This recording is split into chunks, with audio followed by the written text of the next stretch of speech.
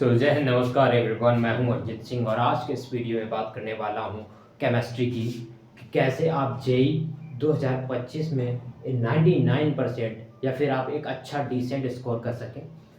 बहुत ही सिंपल और कंसाइज वे में बहुत ही अच्छी स्ट्रेटजी बनाई है मैंने। वो सब टॉपिक्स को निकाला है, वो एनालिसिस किया है पीवाईक्यूज से, जो कि रिपीटेडली सबसे ज़्यादा केमिस्ट्री में पूछे जा रहे हैं। यहाँ से आपको अप्रॉक्स 25 क्वेश्चंस मिल जाएंगे ये सब टॉपिक्स से, जिसमें कि मैंने कवर किया है जीओसी, इनऑर्गेनिक और फिजिकल केमिस्ट्री को।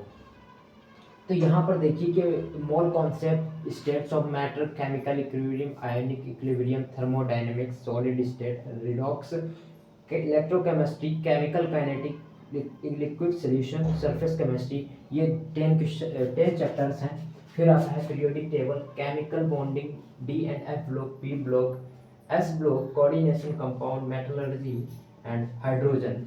ये कुछ 8 या 9 चैप्टर्स हैं यहाँ पर। और यहाँ पर है जीओसी में आपका isomerism, alkane, alkene, aromatic, hydrocarbon, halo alkane and haloarene, alcohol, phenol and ether, carbonyl compound, carboxylic acid, amines, biomolecules, nitro alkane and polymer, और फिर कुछ नियमिंग रिएक्शंस। और यहाँ पर मैंने बहुत ही कंसाइज वे से मैंने देखा एनालिसिस करके कि कौन से सब टॉपिक्स हैं। लेकिन जैसे कि hello alkane and hello arene है, वहाँ पर सबसे ज़्यादा मेजॉरिटी में क्वेश्चन इन चीज़ों पे आते हैं, जैसे कि S1 SN1 reaction, SN2 reaction, E1 A2 E1 CB reaction. इन सब टॉपिक्स में ज़्यादातर क्वेश्चन आते हैं। जैसे कि अब हमारा है कि जीओसी में सबसे ज़्यादा क्या पूछेगा, स्टेबिलिटी ऑर्डर पूछ लेगा, ठीक है। और इंटरमीडिएट क्या बन रहा है, जैसे रिएक्शन है उसमें इंटरमीडिएट कौन सा कंपाउंड बन रहा है उसका नेम पूछ लेगा, एसिड बेस रिएक्शन, और एसिड कौन सा है, बेस कौन सा है, ठीक है, उसकी स्टेबिलिटी क्या है, ये उसके ऑर्डर्स पूछ लेगा। इस तरह के क्वेश्चंस हमें जीओसी में मिल जाते हैं, ठीक है। और यहाँ पर जो सब टॉपिक्स हैं, इसके अलावा कोई क्वेश्चन फिर ऐसा हो ही नहीं सकता कि नहीं आए, तो भागने की जरूरत नहीं। बस ये लास्ट 1 महीने के अंदर इन टॉपिक्स को पढ़ो, definitely you will score better. और इनमें 10 मिनिमम 10 क्वेश्चंस आप हर सब टॉपिक का प्रैक्टिस कर लेंगे ना, तो आप अच्छा मिनिमम लाइक 30 क्वेश्चंस आएंगे हमारे पास, जिसमें आपको सारे क्वेश्चंस करने रहेंगे, जिसमें आप अप्रॉक्स 7, 8 एंड 8 ये मैंने क्वेश्चंस बताए हैं कि इससे 8 कम से कम आएंगे, इससे 8 आएंगे और 7 फिजिकल केमिस्ट्री से आएंगे, ठीक है। इनसे कहीं ना क्वेश्चन आने वाले हैं, तो 8 8 16 और 7, तो 23 क्वेश्चंस मिनिमम आप कर पाएंगे वहाँ पर, ठीक है। और बस आपको ये कुछ सब टॉपिक्स हैं उन्हें पढ़ना है, कुछ नहीं। आपके पास यूट्यूब है, फ्री कंटेंट है ना आपके पास, डालिए। जैसे कि आपको कंसंट्रेशन पढ़ना है, मोल कॉन्सेप्ट से कंसंट्रेशन डाला आपने, मोलैरिटी, इन चीज़ों को पढ़ा, इस पर क्वेश्चंस प्रैक्टिस किए, सिर्फ 10-10 क्वेश्चंस प्रैक्टिस किए आपने, पीवाईक्यूज से प्रैक्टिस क्वेश्चंस को निकाल लिया, उससे प्रैक्टिस कर लिया, डेफिनेटली आप अच्छा कर पाएंगे, ठीक है।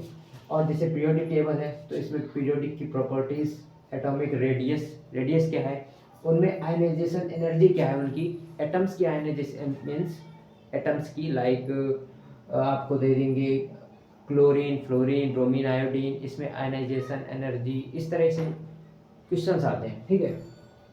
इलेक्ट्रोनिगेटिविटी पूछेंगे, फिर इलेक्ट्रोपॉजिटिविटी, इलेक्ट्रॉन एफिनिटी, ठीक है, इस तरह के क्वेश्चन आएंगे। डी एंड एफ ब्लॉक से क्वेश्चन आपका आ जाएगा, उसमें से क्या आएगा, preparation and properties of K2Cr2O7, ठीक है, KMnO4, physical properties of D and F block, ठीक है। इतने सारे सब टॉपिक्स हैं, आप चाहो तो स्क्रीनशॉट इसका ले सकते हैं, क्योंकि ये सब टॉपिक्स इनसे अलावा कुछ आ ही नहीं सकता, ठीक है। ये समझ लिए आप कि अगर इनको आपने अच्छे से पढ़ लिया, डेफिनेटली आप बहुत अच्छा स्कोर करेंगे।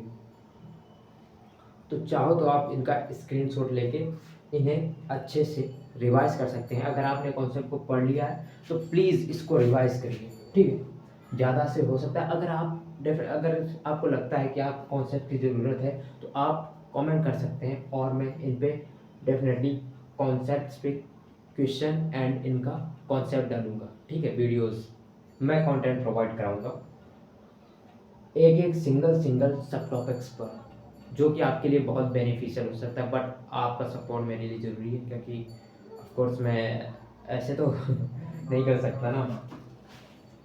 तो इस तरह से अगर आपकी प्रिपरेशन रहेगी, इस तरह से अगर आपकी स्ट्रेटजी रहेगी, तो आप केमिस्ट्री को मेनली मैं टारगेट लेकर चल रहा हूँ कि आप इससे 99 परसेंटाइल जिस केमिस्ट्री में स्कोर कर पाएंगे।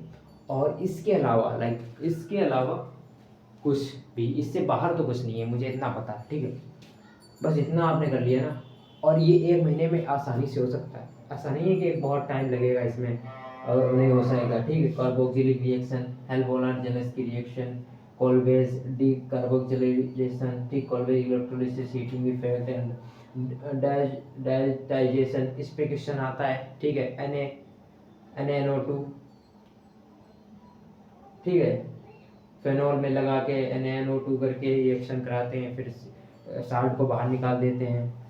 इस तरह की कपलिंग रिएक्शन आ जाती है हमारी, इसमें मैंने कंबाइन नहीं किया, but you have to note down कि कपलिंग रिएक्शन भी इम्पोर्टेंट है हमारे लिए, ठीक है। उसके कलर कौन सा होता है कपलिंग रिएक्शन में, बाहर कौन सा निकलता है, एलो डाई PPT करके कुछ, as I remember, may be it's right, करके कुछ निकलता है। तो इस तरह के क्वेश्चंस में कलर्स को भी इन्वॉल्व कर लिया जाता है।